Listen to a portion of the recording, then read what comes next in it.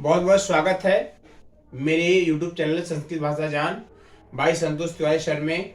जैसा कि अपठित गद्यांश के 2 पार्ट आ चुके हैं, आज हम तीसरा भाग करने वाले हैं जिसकी की महत्वपूर्ण बातें हैं। क्या महत्वपूर्ण बात आज सीखेंगे हम? अपठित गद्यांश के प्रश्नों को हल करते समय ध्यान रखने योग्य बातें। क्या ऐसी बातें हैं जो हमको ध्यान में रखनी चाहिए, जिनको हम जो हम गलतियां कर देते हैं, और वो गलतियां क्या होती हैं, फिर उन्हीं गलतियों के कारण ही हमारे नंबर भी कम हो जाते हैं और हमारे नंबर कट जाते हैं। ये 10 नंबर जो है 10 में से 10 हमको मिलने चाहिए। क्यों? क्योंकि 4 प्रश्न जो होते हैं आपको बिल्कुल आपके गद्यांश में से ही खोज के लिखने होते हैं। 5वां प्रश्न शीर्षक का होता है। शीर्षक में क्या होता है? जो उस अपठित गद्यांश का मूल भाव होता है, उस मूल भाव का जो शब्द बनता है वही शब्द जो है शीर्षक कहलाता है। वह शीर्षक या तो प्रारंभ काल में दिया होता है या अंत में दिया होता है। ये सब चीजें मैं आपको बतला चुका हूं।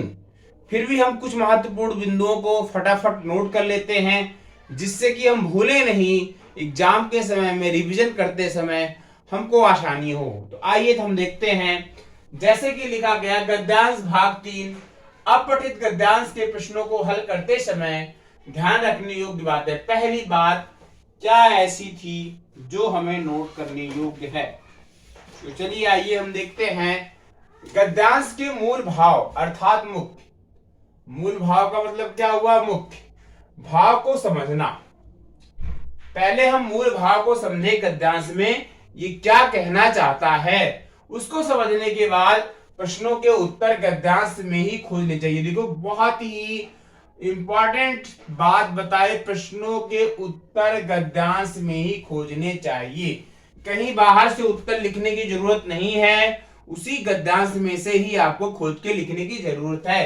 ये बहुत ही इंपॉर्टेंट बात बताई गई कि गद्यांश में से ही, अपठित गद्यांश में से ही आप उत्तर को खोजेंगे। कहीं बाहर से खोजने की जरूरत बिल्कुल भी नहीं है। अगला पॉइंट देखते हैं क्या है। फिर अगला है गद्यांश के माध्यम से जो संदेश दिया जा रहा है उस पर विशेष ध्यान देना है। शिक्षा के बारे में है, शिक्षा के बारे में हो सकता है, दहेज प्रथा के बारे में हो सकता है, पर्यावरण के बारे में हो सकता है, परिस्थिति के बारे में हो सकता है, किसी भी सामाजिक बुराई के बारे में हो सकता है, या हम आतंकवाद के बारे में हो सकता है, चलचित्र के बारे में हो सकता है। कहने का मतलब किसी भी प्रकार से वह हो सकता है। तो क्या करना है हमको यह करना चाहिए, सीधी सीधी बात हमको करना चाहिए कि गद्यांश के माध्यम से जो संदेश दिया जा रहा हो उस पर विशेष ध्यान दें, उसके भाव को समझें, और उस भाव को समझने से क्या होगा? हमको प्रश्नों को हल करने में आसानी होगी, हमको शीर्षक को बताने में, निकालने में आसानी होगी। यह मूल भाव है। तो यह भी माध्यम से जो संदेश है उसको जरूर से जरूर समझना चाहिए। अगला है शीर्षक ऐसा हो जो गद्यांश के मूल भाव को प्रकट करता हो। गद्यांश के मूल भाव को प्रकट करने का अर्थ क्या है? मूल भाव को प्रकट करना अर्थात ऐसा शब्द हमको चुनना है जो कि सब कुछ बता दे। सब कुछ बताने का बाद अर्थ क्या है? मैं मान लो चारों वेदों की बात करता हूं कि ऋग्वेद में ऐसा है, सामवेद में ऐसा है, अथर्ववेद में ऐसा है। मैंने चारों वेदों की बात की एक गद्यांश में। अब इस गद्यांश का अगर मूल भाव कोई शीर्षक हमसे पूछे तो मैं क्या बताऊंगा? मैं वेद ही तो बताऊंगा। मैं वेद एक शब्द बताऊंगा, वेद। इसका शीर्षक क्या है? वेद है, क्योंकि उस वेद शब्द में ही क्या है? चारों वेद समाहित हुए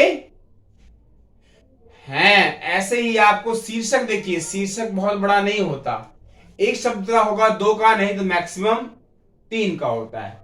4 का हुआ तो वो भी गलत श्रेणी में आना शुरू हो जाता है।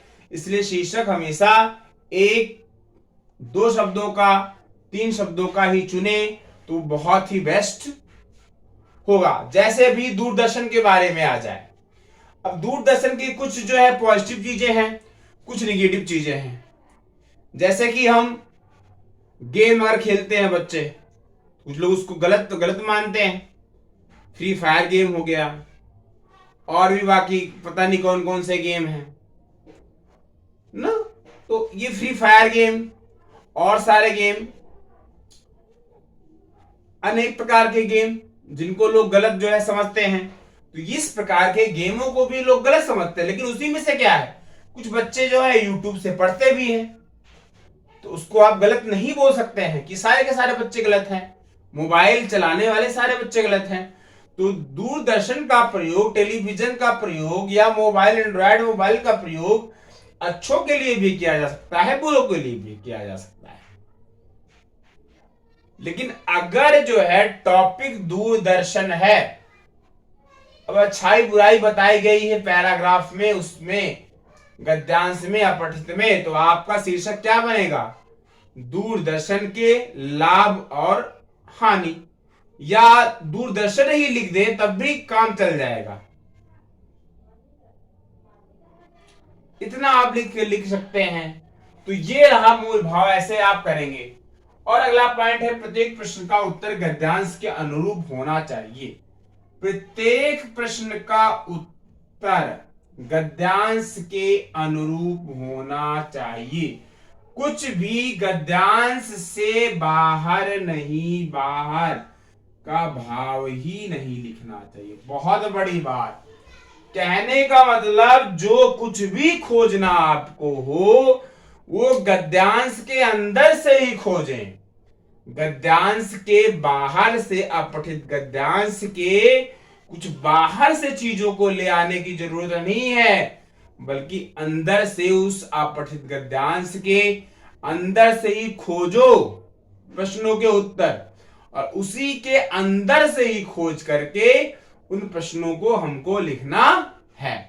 जो ये चारों के चारों प्रश्न आते हैं ना, ये भी और पांचवा शीर्षक भी, सारे के सारे प्रश्न किससे खोजने हैं, उस अपठित गद्यांश के अंदर से ही खोजने हैं, बाहर से कुछ खोजने की जरूरत बिल्कुल नहीं। अगला क्या है, पांचवा पॉइंट दिया गया, बहुत इंपॉर्टेंट, प्रश्नों के उत्तर की जांच करना है, अंत में बहुत ही जरूरी है। प्रश्नों के अंत में की जांच बहुत ही जरूरी है, उससे आप अवश्य करें। प्रश्नों के उत्तर आपने क्या लिखे, सही है या गलत है, कहीं मेरा कुछ गलत तो नहीं हो गया, इसकी अगर जांच कर लेंगे, एक बार आप रिवाइज करेंगे, सरसरी निगाह से देखते हुए चले जाएंगे, इससे क्या होगा, कहीं कुछ मिस्टेक है आप उसको तुरंत अपनी गलती को सुधार पाएंगे, और जब सुधार लेंगे तो क्या होगा, इससे आपका निश्चित मानिए कहीं से कुछ मिस्टेक है, सुधार दिया, 1 नंबर 2 नंबर आपको तुरंत का तुरंत जो कटना था वो कटेगा नहीं, फिर पूरा का पूरा आपको मिलेगा, और इसके लिए आपको फिर बधाई भी मिलेगी, आपके अच्छे नंबर आएंगे, आपका सम्मान बढ़ेगा, आपके माता पिता का नाम सम्मान, रिश्तेदारों का, और विशेष रूप से देश का तो गौरव बढ़ना ही बढ़ना है देश का ही, और मेरा गौरव विशेष रूप से बढ़ेगा। इसलिए हाथ जोड़ के निवेदन है, आप जो है वीडियो को लाइक करें, शेयर करें, सब्सक्राइब करवाएं दोस्तों से, जिससे कि यह चैनल भी बढ़े और लोगों के एग्जाम जो आने वाले हैं उनका लाभ भी अधिक मात्रा में हो और वो अच्छे मार्क्स से पास हों। यही मेरी अभिलाषा है, यही मेरी दिली इच्छा भी है। इस दिल की इच्छा को आप जरूर से परिपूर्ण करें और राष्ट्र को एक उच्चतम शिखर तक पहुंचाना है, यह हमने ठाना है। जय हिंद, वंदे मातरम। बहुत बहुत धन्यवाद आप सभी का।